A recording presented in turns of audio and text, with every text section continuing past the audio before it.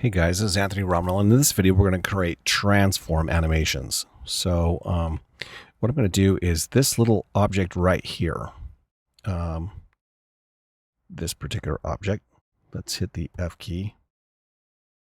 Oh, it's not framing for me properly. That's okay. I'm going to just move on in. I'll get my little hand tool. There we go. It's centered properly. Okay, I'm going to hit stop on these particles. It's going to annoy me. What we're going to do is just create an animator and add a state machine and add a clip, right? So on this particular object, this is a prefab. So we're going to work on this in the prefab. We're going to hit the open button.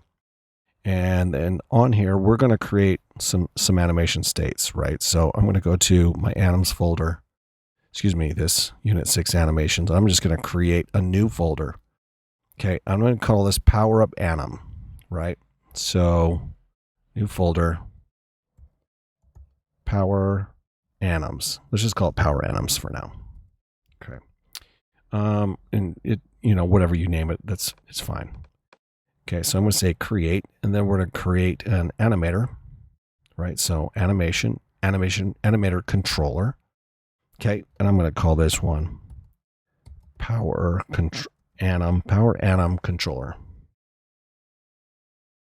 Okay, whatever you name it, it's fine. I'm going to take this object and I'm going to drag it to our spiked ball sprite. And you can see now I have an animator on here with a controller. And just like our last videos, we're going to take a minute. We're going to need to make sure our animation window is open. Okay, and we're going to make sure that we have our animator open. So there's no states on here. We're going to create a clip. And we're just going to call this one idle, okay, for now. And we're going to do some transform animations on here, okay. So we'll call this idle, and then we're going to add a property to this, right? So we're going to click this Add Property button. We're going to go to Transform. We're going to go to Rotation, hit this plus button.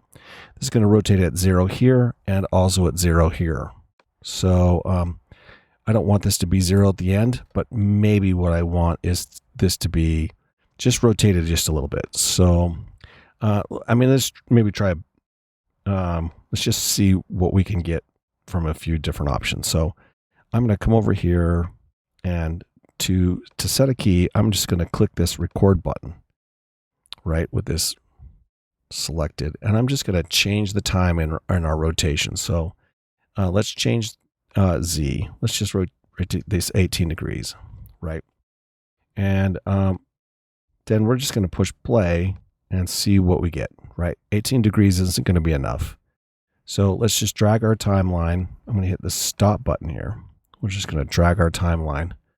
And I'm going to go all the way to this last bit of time. Instead of typing this as 18, let's type this as 359. Right, almost 360 degrees. And then let's just push this play button and watch it. And it's, not going so great. So let's change this now to, let's go back to this particular moment in time. Oh, and you know what? It didn't change it. So 180. And it didn't change the key. Okay, so that's because I've got to go down here to this little, I'm not recording. I forgot, I hit stop record. So in order to change it there, you have to hit record. But what I can do is just go to that key. You can see the property is 18. Let's change this to 356. And that'll give us the same thing as recording it. And we'll just push play, and you can see it's going to sit and spin, right? Now it's rotating kind of oddly because it's got a curve, right? Hit the F key to frame this. Let's just zoom this out, and you're going to see just one of these little properties, this Z property, right, it's got this little curve to it. So if we were to select, let's hit the F key again and frame it, you can see here's a curve. So it's speeding up and slowing down. So what I can do is right click on this, and I can say, you know what, let's make this tangent, let's change our tangent. Let's make this linear. That should have changed the let's go to both tangents, both tangents linear. Okay. And that tangent 2, let's make this linear. So once again, linear. Great. Now it's going to make a straight line. Okay. Curves slow down and speed up, right? So now this is going to be linear, and this is just going to rotate at a certain speed consistently. Great. Okay, so now that seems to be working. Let's add a little bit of a state machine to it, just like we did on our character. So let's just make this so that if we trigger into this, we change something about the animation. So to do that, with this particular sprite selected, this particular item, we're going to add another clip. So we're going to create a new clip, okay? And we're just going to call this one hit, okay? And we're going to add a property. And what we're going to do is we're going to transform and add the scale.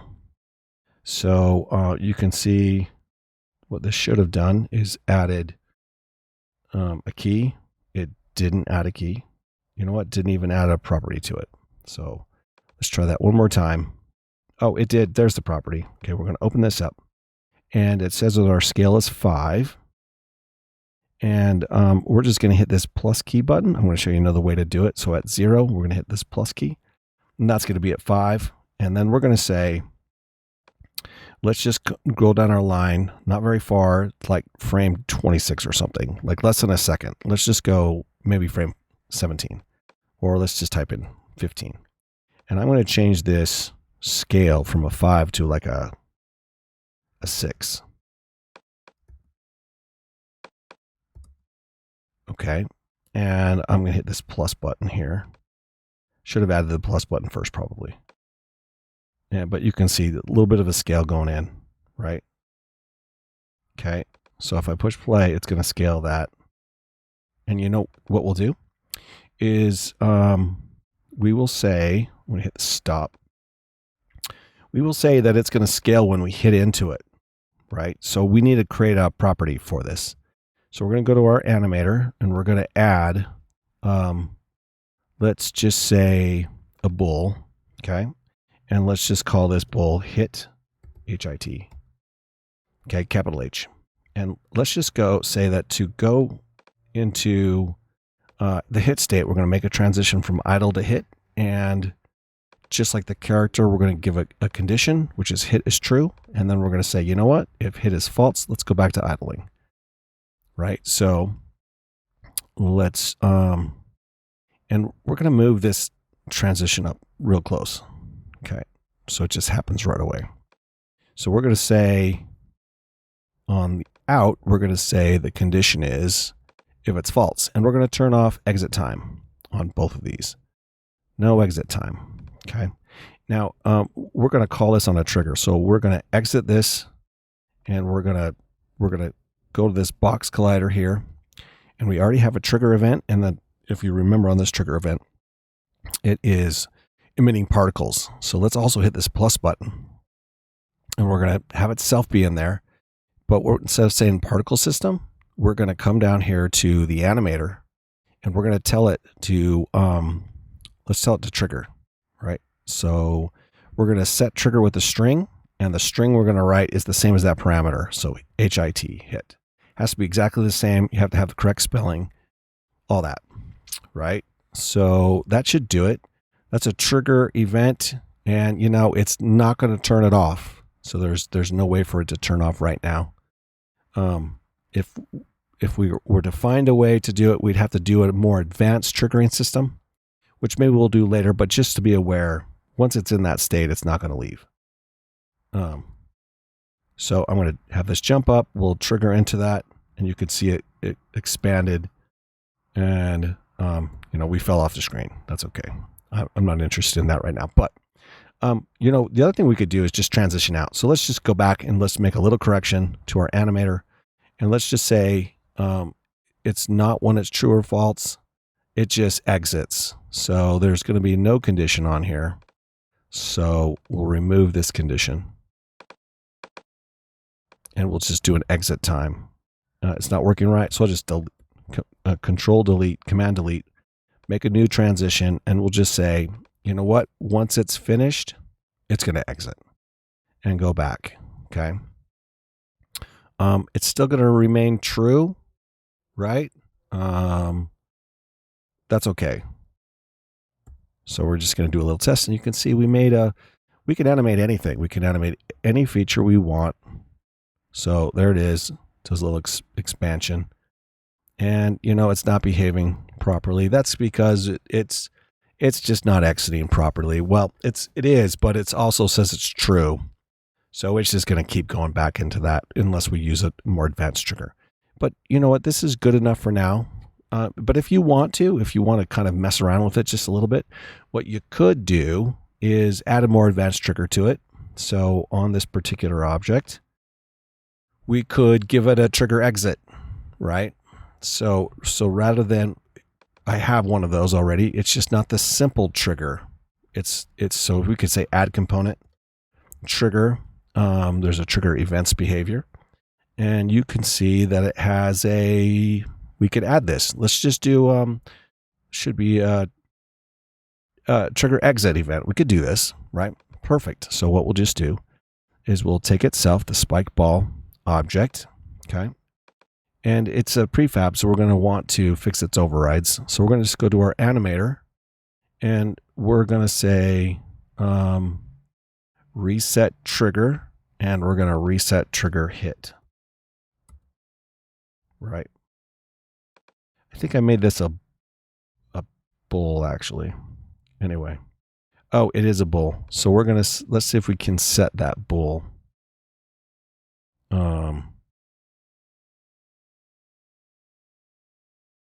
I don't see a set bull here. Let's just see if we can't just reset that trigger. If not, we might have to write a new script to fix this up, right? Just do one last little test here. See if we can't get this to. And you know what? It did it. Reset trigger. Did it right. So if I hit it again, right, there it goes. And then it goes back. Perfect. Actually, that worked. Okay, so that's how you do some transform animation in Unity with a state machine.